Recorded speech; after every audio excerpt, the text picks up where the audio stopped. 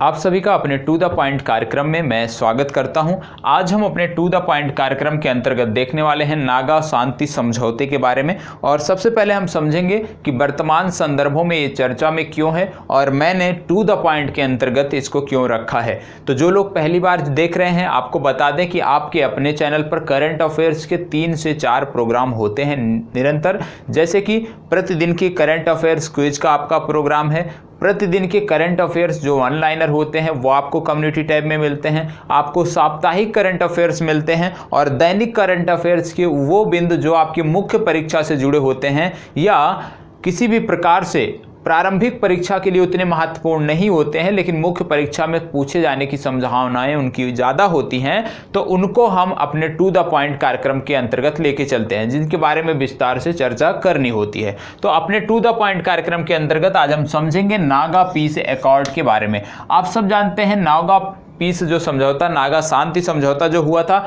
यदि हम बात करें नागा विद्रोह की कि भाई नागा शांति समझौता कब हुआ, तो उससे पहले जरूरी है कि विद्रोह कब प्रारंभ हुआ। तो जो नागा विद्रोह है ये भारत जब आज़ाद हुआ था, भारत की स्वतंत्रता के बाद से लगातार ये विद्रोह चलता रहा है और एक प्रकार से बहुत ही रक्त रंजित संघर्ष भी रहा है, ये भी हम कह सकते हैं। और आज भी लगातार जो हमारे सुरक्षा बल हैं उन पर लगातार इन गुटों द्वारा हमले होते रहे हैं, कुछ स्थानीय निवासी हैं जिन पर हमले होते रहे हैं, तो इन सब को हम समग्र रूप से देखने वाले हैं। तो नागा विद्रोह, जैसे मैंने बोला कि इसकी जो पृष्ठभूमि तैयार हुई भारत के स्वतंत्रता के बाद से तैयार हुई, जब पूर्वोत्तर भारत को भारत के राज्य के रूप में माना गया, तो उसके बाद से इसकी पृष्ठभूमि तैयार हुई। तो हम कह सकते हैं कि जो सबसे पुराना विवाद अभी तक आंतरिक सुरक्षा की दृष्टि से चला आ रहा है, जो आंतरिक सुरक्षा को चुनौतियां बढ़ाता है, आंतरिक सुरक्षा की चुनौतियां बढ़ाता है, वो नागा विद्रोह, उनमें से पूर्वोत्तर का नागा विद्रोह एक है। नागा विद्रोह की यदि हम बात करें तो 1975 में स्वतंत्रता के बाद से लगातार ये विद्रोह चलता रहा था। तो 1975 में एक समझौता किया गया जिसको शिलांग समझौते के नाम से जाना गया और इस शिलांग समझौते में भारत सरकार और नागा नेशनल काउंसिल उस समय जो नागा विद्रोह होता था उसका नेतृत्वकर्ता समूह था नागा नेशनल काउंसिल। तो भारत सरकार और नागा नेशनल काउंसिल के बीच एक समझौता हुआ था जिसको शिलांग एकॉर्ड, शिलांग समझौते के नाम से जाना जाता है। लेकिन ये जो शिलांग समझौता था ये असफल हो गया था, सफल नहीं हो पाया था। और आगे फिर इसमें क्या हुआ वो हम देखते हैं। जैसे मैंने बोला कि ये समझौता असफल हो गया था। फिर 1980 के आते आते क्या हुआ कि जो NSCN था, national Socialist Council of Nagaland, ये क्या हो गया कि 2 भागों में विभाजित हो गया। कब 2 भागों में विभाजित हुआ? जब यहाँ पे शिलांग समझौता हुआ। तो शिलांग समझौता असफल क्यों हुआ? क्योंकि जो शिलांग समझौता हुआ था उसके बाद से जो national Socialist Council of Nagaland था ये 2 भागों में विभक्त हो गया था। कौन से 2 भाग? एक था इसाक मुइवा ग्रुप बोलते हैं और एक को बोलते हैं खॉपलांग ग्रुप। जो इसाक मुइवा ग्रुप था ये सरकार के साथ समझौते पे सहमति जता चुका था, सरकार के साथ था, ठीक है। और जो खॉपलांग ग्रुप था ये इससे असंतुष्ट था, जिससे होकर इन्होंने अलग ग्रुप बना लिया जिसका नाम हो गया NSCN-K, ठीक है, National Socialist Council of Nagaland Khaplang group. और दूसरा हो गया आपका इसाक मुइवा। जो ये इसाक मुइवा ग्रुप था इन्होंने फिर 2001 में भारत सरकार से सीज फायर के लिए समझौता किया कि हम भारतीय सुरक्षा बलों पर अब गोलियां नहीं चलाएंगे। 2001 में इन्होंने समझौता किया और 2001 के समझौते को जब जो हमारी ये गवर्नमेंट चल रही है, नरेंद्र मोदी जी की सरकार थी, तो 2015 में इन्होंने इस समझौते को अंतिम रूप दिया और जिसको आप फ्रेमवर्क एग्रीमेंट आप कह सकते हैं। तो 2015 में इसाक मुइवा जो ग्रुप था उसके साथ एक प्रकार से देखें फाइनल एग्रीमेंट हुआ, फ्रेमवर्क एग्रीमेंट हुआ। किसके बीच? भारत सरकार और इस ग्रुप के बीच। वहीं जो दूसरा ग्रुप था खॉपलांग ग्रुप जो था वो लगातार म्यांमार में अपनी उपस्थिति मजबूत कर रहा है, अभी भी कर रहा है, क्योंकि भारत में तो इसको प्रतिबंधित कर दिया गया है। लेकिन आप जानते हैं पूर्वोत्तर भारत की सीमाएं लगती हैं म्यांमार से, पूर्वोत्तर भारत के कुछ राज्य हैं जिनकी सीमाएं म्यांमार से लगती हैं, नागालैंड भी उसमें से एक है। तो ये जो इसाक मुइवा ग्रुप था इसने तो समझौता किया, लेकिन जो खापलांग ग्रुप था ये लगातार अभी भी आंतरिक सुरक्षा के लिए चुनौती बना हुआ था और ये म्यांमार से अपनी गतिविधियों को संचालित करते थे। म्यांमार में इनका एक बेहतर बेस तैयार हो गया है आज के समय में और यहीं से वो अपनी गतिविधियों को संचालित करते हैं। संचालित करने के बाद पुनः म्यांमार की सीमा में वापस चले जाते हैं, जिससे भारतीय सुरक्षा बल जो है इन पर कार्रवाई करने में सक्षम नहीं हो पाते हैं। कहने का मतलब है जो खापलांग ग्रुप था वो लगातार सक्रिय बना हुआ था। यदि हम देखें जो आधारशिला थी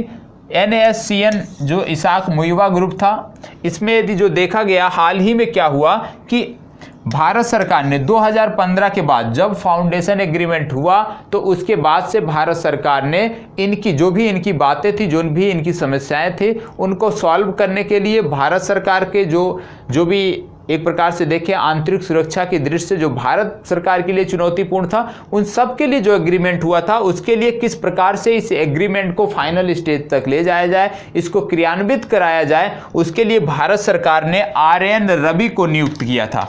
RN रवि जो थे इनको नियुक्त किया गया था कि नागा जो संगठन है, नागा राजनैतिक संगठन और भारत सरकार के बीच मध्यस्थ की भूमिका निभा रहे थे और दोनों के बीच के संवाद का जो एक महत्वपूर्ण पहलू था, महत्वपूर्ण कड़ी के रूप में RN रवि कार्य कर रहे थे। लेकिन 2015 के बाद से ये लगातार कार्य कर रहे थे।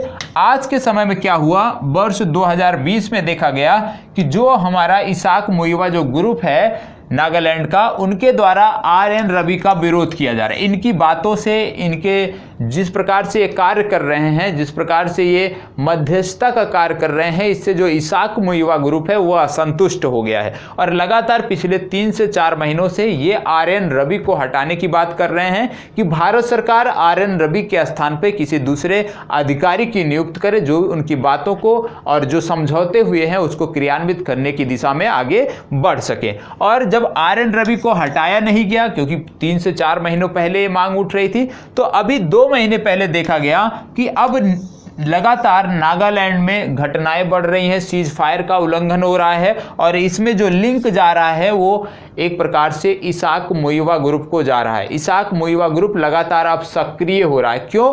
क्योंकि इनका कहना था कि RN रवि को हटाकर किसी दूसरे को नियुक्त किया जाए, लेकिन भारत सरकार ने अनसुना किया, तो एक प्रकार से ये पुनः शस्त्र उठाने के लिए विवश हो रहे हैं। तो इसी कॉन्टेक्स्ट में ये दिया गया था कि किस प्रकार से जो समझौता हुआ था 2015 में वो किस प्रकार से अब असफल होता दिख रहा है यदि भारत सरकार इसको संज्ञान में नहीं लेती है और RN रवि के स्थान पे किसी दूसरे अधिकारी की नियुक्ति नहीं करती है। आगे की राह क्या होनी चाहिए कि यदि उनकी जो भी बातें हैं, यदि उनका सिर्फ इतना आरोप है कि भाई RN रवि को हटाया जाना चाहिए, तो निश्चित रूप से भारत सरकार को कोई अधिकारियों की कमी नहीं है, ठीक है, सक्षम अधिकारियों की कमी नहीं है, तो RN रवि के स्थान पे किसी दूसरे अधिकारी की नियुक्ति की जा सकती है, जिससे ये जो लंबा विवाद चला आ रहा है इसका पटाक्षेप हो सके, इसका निदान हो सके और नागालैंड में भी शांति स्थापित हो सके। क्योंकि यदि इसाक मुइवा ग्रुप भी एक प्रकार से देखें विद्रोह को पुनः आगे आते हैं, विद्रोह में पुनः सम्मिलित होते हैं,